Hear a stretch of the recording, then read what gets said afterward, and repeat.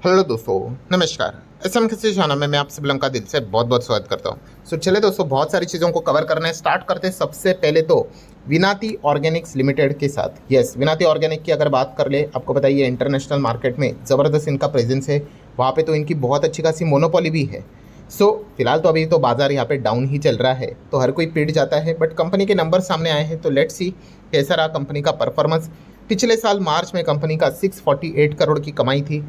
इस दिसंबर मतलब 3 महीने पहले जो दिसंबर था, मतलब क्वार्टर 3, उसमें 531 करोड़ की कमाई थी। और इस मार्च में क्वार्टर 4 की अगर बात कर ले, 604 करोड़ की कमाई देखने को मिली है। चलिए, क्वार्टरली तो अच्छी जंप है, बट ईयरली गिरावट हमें देखने को मिल रही है। वहीं पे सारे एडजस्टमेंट के बाद जो फाइनली जो नेट प्रॉफिट हमें नज़र आता है, वो कंपनी का 123 करोड़ था, जो 124 करोड़ यहाँ पे होते हुए देखने को मिला। 1 करोड़ की जंप है ईयर ऑन ईयर बेसिस। और 3 महीने पहले 100 करोड़ के आसपास था, वो 124 करोड़ यहाँ पे हुआ है। मतलब क्वार्टरली ईयरली जंप है। ईयरली देखा गया तो 11.87 का ईपीएस 11.95 हुआ है, मतलब फ्लैटिश जंप है। क्वार्टरली देखा गया तो ठीक ठाक जंप है, 9.73 से 11.95 का ईपीएस हमें फिलहाल तो नज़र आ रहा है। विनाती ऑर्गेनिक की अगर बात कर ले, रेवेन्यू में इतना दम नहीं था, बट हम यहाँ पे कह सकते हैं प्रॉफिटेबिलिटी में अच्छा परफॉर्मेंस देखने को मिला है। डिक्सॉन टेक्नोलॉजी की अगर बात करें, इनके भी क्वार्टर के नंबर थे, तो चलिए नंबर्स को यहाँ पे देख लेते हैं। पिछले साल जो मार्च था, उसमें कंपनी की कमाई थी 10,293 करोड़, जो कि इस वक्त यहाँ पे बढ़कर 10,511 करोड़ यहाँ पे हुई है। 3 महीने पहले दिसंबर में यही कमाई 10,672 करोड़ थी, जो कि गिर के इस वक्त 10,500 करोड़ के रेंज में आई है। ईयरली जंप है ज़रूर इनकम में, बट क्वार्टरली गिरावट देखने को मिल रही है। ठीक है, उसके बाद खर्चे भी रहेंगे, मल्टीपल एडजस्टमेंट भी रहते हैं, और वो सब कुछ पकड़ने के बाद फाइनल जो प्रॉफिट कंपनी के पास है वो कितना है, 465 करोड़ एक साल पहले था, जो कि घट के 298 करोड़ यहाँ पे हो चुका है। वहीं पे 3 महीने पहले 321 करोड़ था क्वार्टर 3 में, यहाँ पे भी वो 300 करोड़ के नीचे गया है।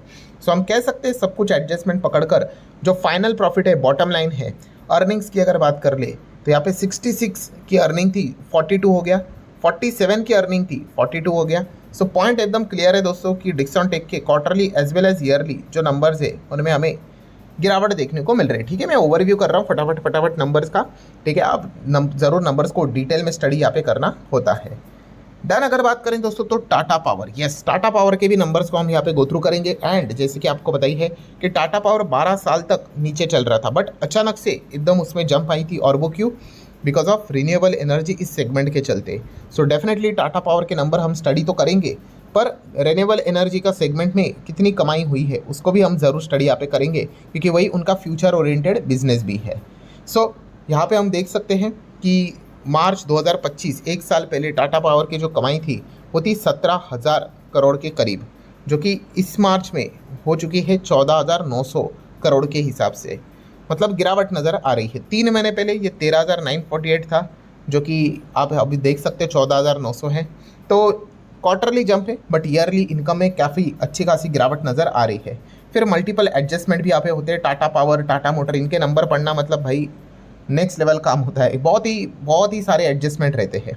फिर भी हम यहाँ पे डायरेक्टली पॉइंट को देख लेते हैं। प्रॉफिट कितना, 1,306 करोड़ का प्रॉफिट था साल भर पहले, और इस वक्त 1,416 करोड़ का प्रॉफिट नज़र आ रहा है। और 3 महीने पहले यही प्रॉफिट 1,194 करोड़ था, वो 1,416 नज़र आ रहा है। मतलब पॉइंट क्या है दोस्तों, कंपनी का जो ईपीएस है वो भी आप देख सकते हैं 3.26 से 3.12 और 2.42 से 3.12। हमेशा की तरह इनके नंबर यूजुअली फ्लैटिश परफॉर्मेंस ही रहता है, सिंगल डिजिट ईपीएस ही यहाँ पे चलता है। ठीक है, तो ओके ही परफॉर्मेंस देखने को मिला। और जैसे मैंने कहा कि कंपनी का सेगमेंट वाइज परफॉर्मेंस रीड करना यहाँ पे इंपॉर्टेंट बात बनती है। और सेगमेंट में भी कौन सा, रिन्यूएबल एनर्जी का सेगमेंट आप यहाँ पे देख सकते हैं। रिन्यूएबल एनर्जी में इस वक्त कमाई कितनी है कंपनी की, तो 4,000 करोड़ की कमाई है। लास्ट टाइम कितना था, 3,785, और उसके पहले 3,456। यहाँ पे ईयरली एंड क्वार्टरली हम यहाँ पे कह सकते हैं कंपनी का रिन्यूएबल सेगमेंट से आने वाला जो परफॉर्मेंस है वो हमें इंप्रूव होते हुए देखने को यहाँ पे मिला है। ठीक है, तो टाटा पावर को जो स्टडी करने वाले होते हैं वो खास करके इस पर्टिकुलर सेगमेंट की ओर ज़्यादा ध्यान यहाँ पे ज़रूर देते हैं। देन अगर हम यहाँ पे आगे बढ़ेंगे दोस्तों, तो भारत सरकार, यस, अब सरकार की बात करें, हर किसी का फोकस सरकार के ऊपर ही यहाँ पे आ रहा है, क्योंकि प्राइम मिनिस्टर जी की बात कर ले, पिछले 2-3 दिन से जिस प्रकार के उन्होंने स्टेटमेंट यहाँ पे दिए, मार्केट उसी चीज़ के चलते यहाँ पे गिरा है। हम यहाँ पे कह सकते हैं क्रूड ऑयल के चलते, फॉरेक्स रिजर्व्स के चलते काफ़ी प्रेशर यहाँ पे जनरेट हो चुका है, और इसी चीज़ को लेकर आज के दिन सरकार ने एक बहुत बड़ा ऑफिशियली फैसला लिया। सेंट्रल गवर्नमेंट ने दोस्तों यहाँ पे लिटरली हम कह सकते हैं central cut oil gas royalty rates as India push domestic output. Yes दोस्तों, तो रॉयल्टीज़ हम लोगों को कट होते हुए देखने को मिल चुके हैं ऑयल एंड गैस के ऊपर। अगर मैं आपको प्रॉपरली अगर बता दूं कि कितना, तो यहाँ पे ऑन शोर क्रूड ऑयल की अगर बात कर ले तो रॉयल्टी रेट 16.66 से कट के अब अप टू 10% तक आते हुए देखने को मिले। वहीं पे ऑफशोर क्रूड ऑयल के रॉयल्टी रेट्स की बात कर ले 9% के ऊपर रहते था, यहाँ पे लगभग 1% तक कट हमें देखने को मिला है, 8% हुआ है। और नेचुरल गैस में भी 10% तक हमें चीज़ें देखने को मिलती थी, अब वो यहाँ पे 8% तक हमें आते हुए देखने को मिली है। सो इस चीज़ के चलते ही हम यहाँ पे कह सकते हैं कि कुछ कंपनीज को बेनिफिट यहाँ पे होते हुए देखने को मिला। आज के दिन इतना खराब मौसम था, मार्केट में लाल रंग था, बट ONGC का स्टॉक आपने देखा होगा ऑलमोस्ट 5% के करीब भाग रहा था। क्यों? क्योंकि इसी खबर के चलते इस कंपनी को डायरेक्टली इनडायरेक्टली बेनिफिट हमें ज़रूर होते हुए देखने को मिलेगा। इनफैक्ट ऑयल इंडिया की बात करिए तो 7.5 पौने 8% के आसपास उड़ते हुए देखने को मिल रहा था।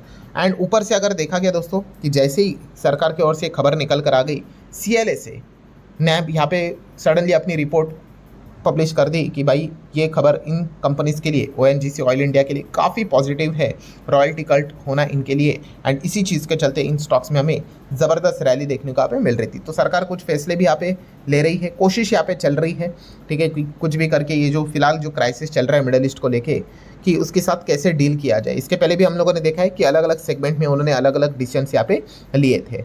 देन अगर बात करेंगे दोस्तों तो Kaynes technology, yes Kaynes tech की अगर बात कर ले तो यहाँ पे बड़ा खेल हम लोग को होते हुए देखने को मिल रहा है। मतलब आज के दिन वैसे तो मार्केट गिरा है, बट फिर भी 7.25% ये स्टॉक गिरा है। कल के दिन भी ज़बरदस्त गिरा था। यहाँ पे पहले 3 दिन 1, 2, 3 तक अच्छी तेज़ी थी, फिर 4th day and 5th day आप यहाँ पे देख सकते हैं पिछले 2 दिन ज़बरदस्त मैसिव गिरावट देखने को मिल रही है। और सबसे बड़ी बात क्या है दोस्तों कि कल वेडनेसडे बुधवार यहाँ पे इस कंपनी के नंबर्स है, तो नंबर के पहले इतनी बड़े लेवल की जो हमें बिकवाली नज़र यहाँ पे आ रही है, क्या ये कोई संकेत दे रहा है कि कंपनी के नंबर कुछ यहाँ पे खास नहीं रहेंगे? तो ये दूध का दूध पानी का पानी तो हमें कल ही पता है यहाँ पे चल जाएगा। तो इसीलिए कैंस टेक्नोलॉजी वेदर ये आपकी कंपनी पोर्टफोलियो का पार्ट हो या ना हो, ज़रूर इनके नंबर को स्टडी करना एक काफ़ी इंटरेस्टिंग पार्ट यहाँ पे होने वाला है। नेक्स्ट अगर हम यहाँ पे बात करें दोस्तों तो MTAR technologies, yes MTAR tech आपको पता ही है, बहुत ही ज़बरदस्त लेवल पे कई समय से यहाँ पे फंसी हुई कंपनी थी। फिर एक खबर आ गई ब्लूम एनर्जी के चलते एंड उन्होंने मल्टीपल डील्स कर ली ओरेकल के साथ। एंड उसके बाद ये भी उम्मीदें लगाएगी कि MTAR टेक भी इस चीज़ के चलते काफ़ी अच्छा खासा कमाई करेगा, और उसी उम्मीद में स्टॉक भागते हुए देखने को मिला है। सो MTAR टेक के भी आज के दिन Q4 के नंबर्स यहाँ पे सामने आ चुके हैं।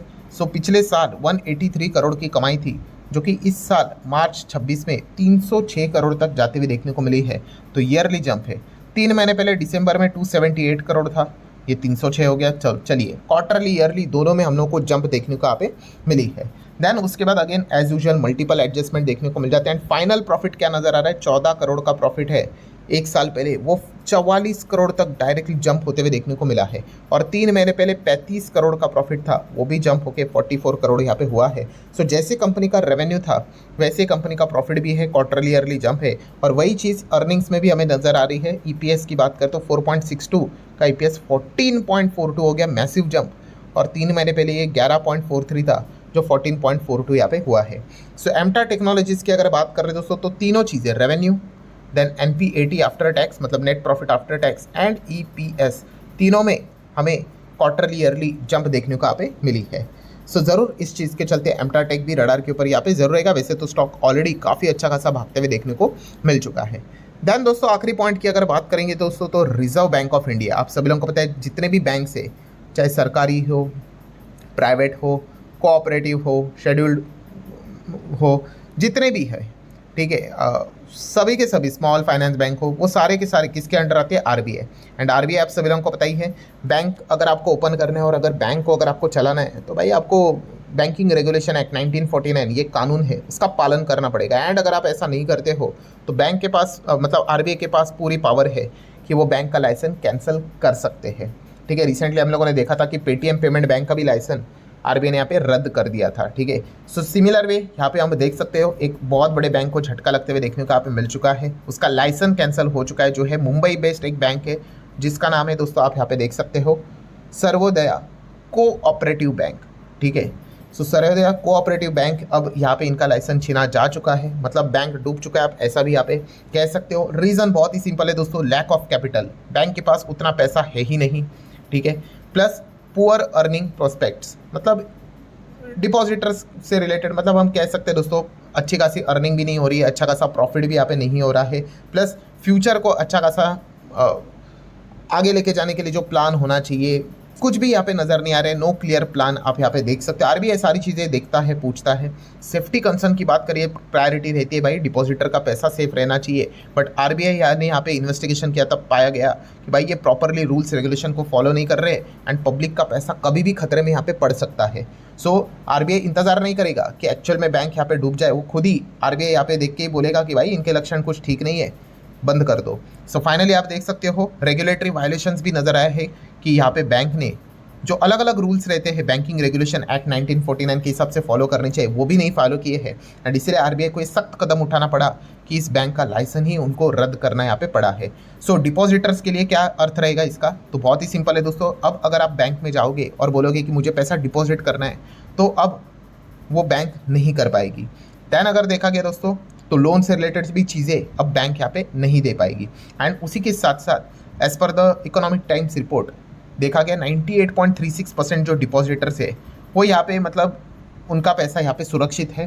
क्यों सुरक्षित है? क्योंकि उनका जो पैसा है वो आप सभी लोगों को पता है 5 लाख तक का है एंड 5 लाख तक का अगर आपका पैसा रहेगा बैंक में तो DICGC का जो इंश्योरेंस रहता है उस हिसाब से आपको पैसा मिल जाएगा। ठीक है सर, हमारा तो 3 लाख था तो क्या मुझे 5 लाख मिलेंगे? अरे ऐसा लॉटरी थोड़ी ना बट रही है, ठीक है 3 लाख ही मिलेगा आपको। सर मेरा 6 लाख था तो 5 लाख तो मिलेगा, 1 लाख का बाद में यहाँ पे देखा जाएगा। तो ये चीज़ें फिलहाल तो हमारे सामने आते हुए देखने को मिल चुकी है। सो दोस्तों हमेशा की तरह मैं वापस वो पॉइंट रिपीट करना चाहूँगा, मैंने बहुत बार आपको समझाया है कि अगर आप किसी भी बैंक में, अगर छोटे बैंक्स में अगर आप पैसा रखने चाहते हो वहाँ पे इंटरेस्ट रेट आपको अच्छा मिलेगा, ठीक है। अगर एक नेशनलाइज बैंक है, PSU है, वहाँ पे अगर आपको 6% मिलता है तो दूसरे जगह पे अगर आपको किधर 6.5 मिलेगा, 7 मिलेगा, तो याद रखना भाई वहाँ पे रिस्क भी उतनी होगी, कभी वो बैंक डूब सकती है। एंड अगर आपको रखना ही है इंटरेस्ट ब्याज ज़्यादा लालच के चलते, तो हमेशा 5 लाख से कम रखना, ताकि एटलीस्ट अगर वो बैंक डूबे, आरबीआई लाइसेंस कैंसिल करे, आप वो इंश्योरेंस के अंडर आ जाओ।